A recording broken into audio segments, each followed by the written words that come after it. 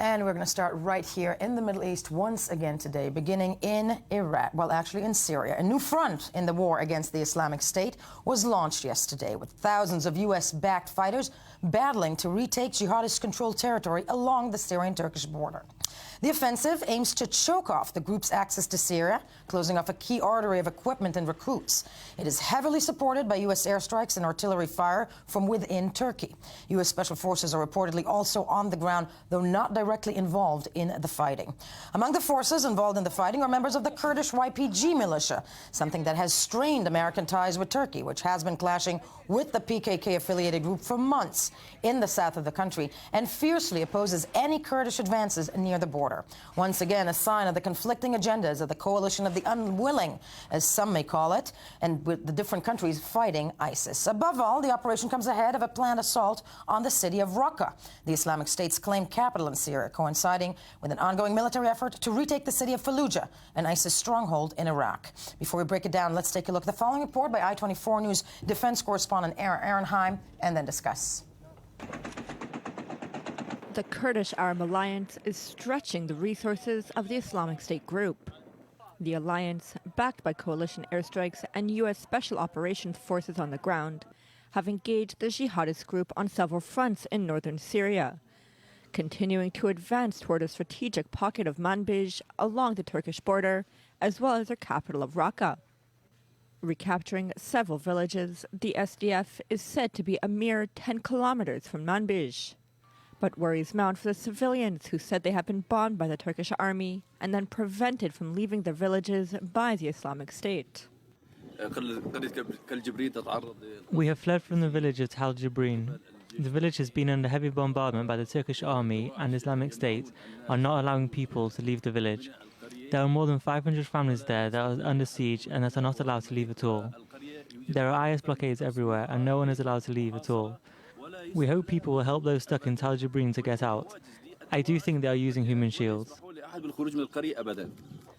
According to the U.S. military, depriving IS of the Manbij pocket would help further isolate the group and further undermine their ability to smuggle supplies to Raqqa. Meanwhile, a small ray of light for some Syrian towns besieged by regime forces. A number of aid convoys made it to the towns of Daraya, Al-War, and Moadamia.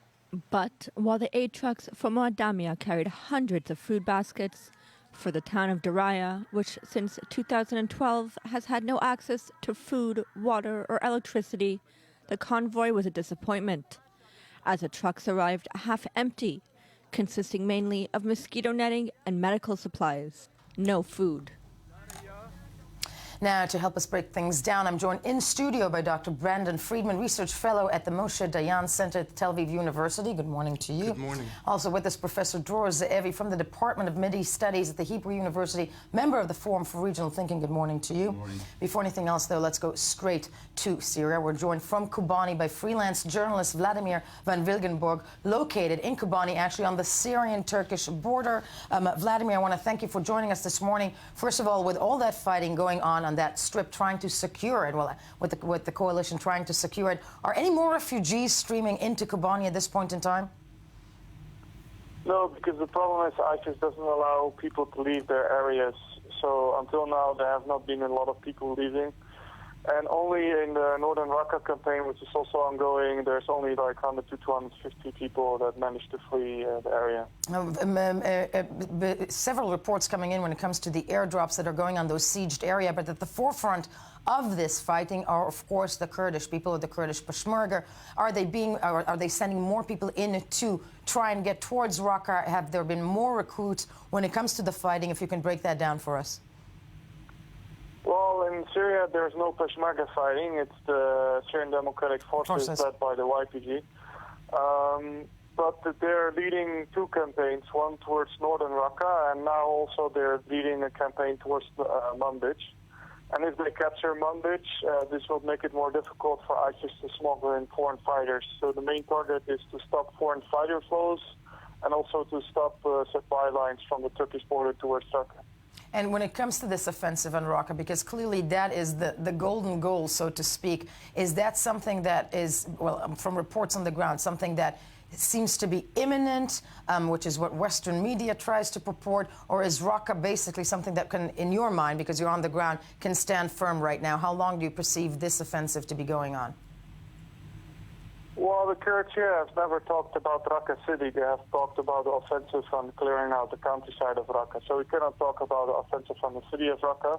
And the fight for the city of Raqqa will be very heavy, and it needs much more Arab forces. So it needs more time for the U.S. and the Kurds to recruit and train local Arabs to take the fight to the city of Raqqa. So it will take more time, maybe 6 months. Maybe 6 months. I mean, I think, but probably in Iraq they're feeling the same way about certain areas there. I want to thank you for joining us from Kobani this morning. Professor Ze'evi, I want to start with you. When it comes to the what we call, the coalition of the unwilling, one can say, in this case as well, in clearing that strip, okay, what type of a deal do we think the United States has struck with Turkey in order to enable the forces that are on the ground there, that are fairly Kurdish, to actually secure that strip? I don't think there's a big deal struck between the U.S. and Turkey. There are some understandings, but of course the Turks are really mad at this. The Americans have realized very clearly that the only force capable of pushing out ISIS is the Kurds. So the SDF, the Syrian Democratic Forces, is basically made up of Kurds with a little touch of Arab fighters. Right. And the Turks are really angry because they say, this is a terrorist organization. For us, for they're them. fighting against us. So I don't think there is a deal being made. There are understandings. That's what I'm asking, debate. basically, Yeah. the understanding, because the Turks can't stop the Americans from actually, trying to help whomever on the ground is trying to push it out. But is there, with the strained relations, how, the day after, between the United States and Turkey, what then?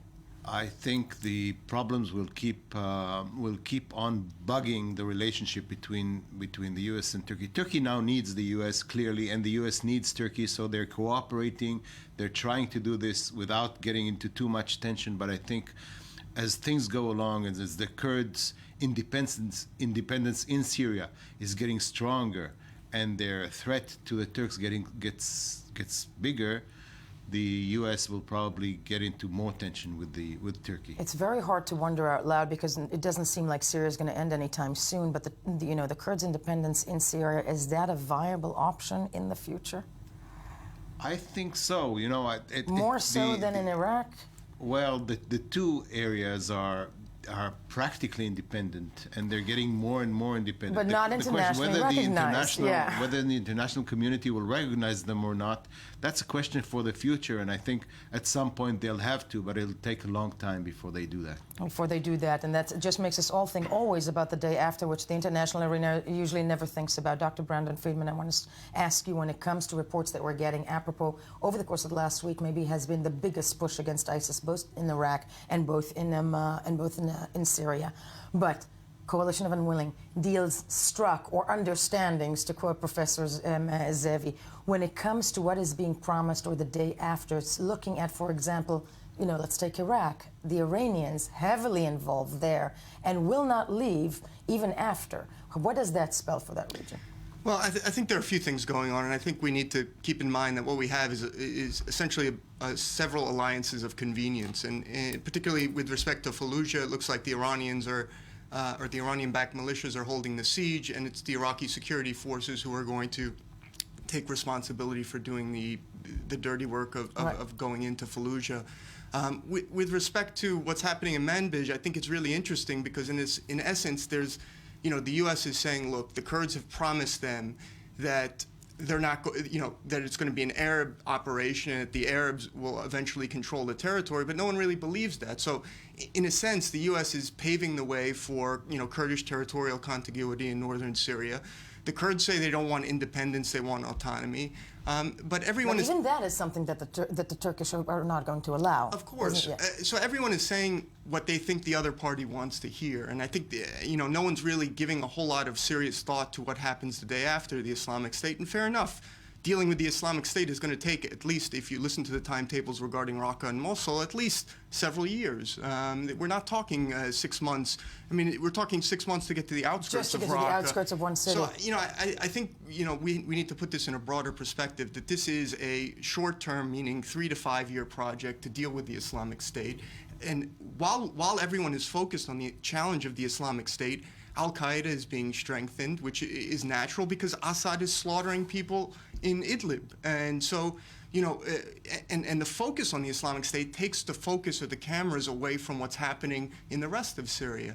So, you know, this is a really complex, multi-layered conflict with several different parties, all with perhaps their own specific interests. And it's not all about just defeating the Islamic State. Well, that's one thing that I think we can agree on, people who deal with it or journalists, but it's not something that the international arena is looking at right now. And speaking of understandings or things that several groups of people or populations are hoping for, we're also joined via Skype now from Washington, D.C. by Sherkoh Abbas, president of the Kurdistan National Assembly of Syria. And Mr. Abbas, I want to thank you very much for joining us on this late hour for you from the United States. If you had a chance to listen to what was discussed in studio right now, understandings, as we said, when it comes to clearly who are the, you know, the fighting powers on the ground right now in Syria, the Kurds, who want also an autonomy. But is it realistic to expect that, if that's something that, you know, obviously Turkey under Erdogan is not going not just to want it, but it's probably going to fight to do anything in its power to fight that type of a reality of a Kurdish and of an autonomous Kurdistan in Syria? I mean, obviously, Turkey will do whatever it wants to do, which is basically oppose anything on the Kurdish front anywhere, or whether it's in Iraq, or Syria, or Iran, or Turkey. I mean, as the Kurds, we have to do whatever we have to do to protect ourselves, protect our territory.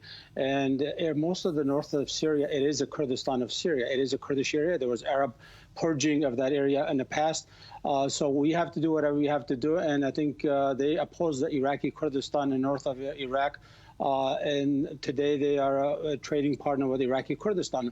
I think in due time they will accept the Kurdish issues in Syria. They have to make this noise, whether it's for public consumption or not.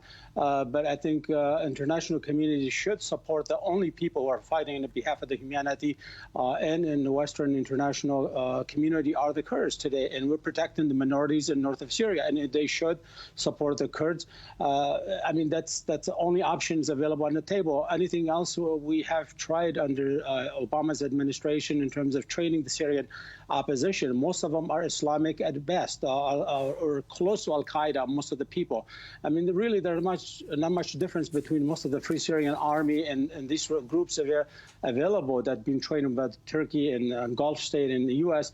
They're not much better than ISIS. They're a different variation of ISIS. So in our view, the best solution is the Kurds in that region and working with minorities and the international community.